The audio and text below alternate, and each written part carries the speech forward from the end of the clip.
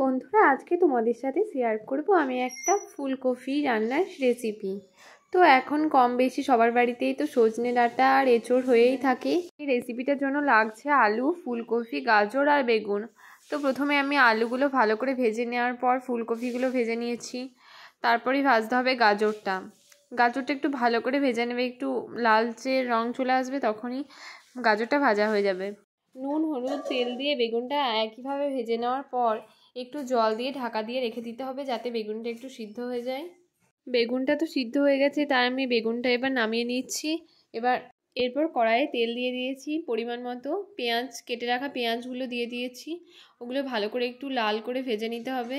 মশলাটা আমি বেটে রেখেছি, আর এদিকে টমেটো গ্রেট করা, ধনেপাতা, লঙ্কা কাটা, পোস্ত, এগুলো সব বেটে রেডি করা আছে। আর এদিকে পেঁয়াজটা ভাজা হয়ে যাওয়ার পর আমি মশলাটা দিলাম, লঙ্কাটা দিয়ে ভালো করে ভেজে নিলাম। এরপরই গ্রেট করে রাখা টমেটোটা দিয়ে দিলাম। টমেটোর কাঁচা গন্ধটা চলে যাওয়ার পর হলুদ, পরিমাণ মতো লবণ দিয়ে পোস্তটা দিয়ে ভালোভাবে নাড়াচাড়া করে নিচ্ছি।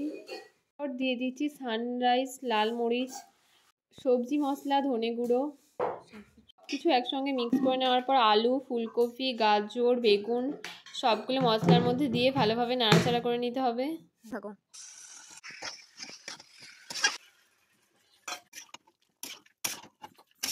সব কিছু একসাথে দেওয়ার পর একটু ভালোভাবে সিদ্ধ করে নিয়েছি। এরপর পরিমাণ মতো জল দিয়ে দিলাম। রেসিপিটা পুরো কমপ্লিট হয়ে গেছে, তাই আমি এবার ধনেপাতা দিয়ে নামিয়ে নিলাম।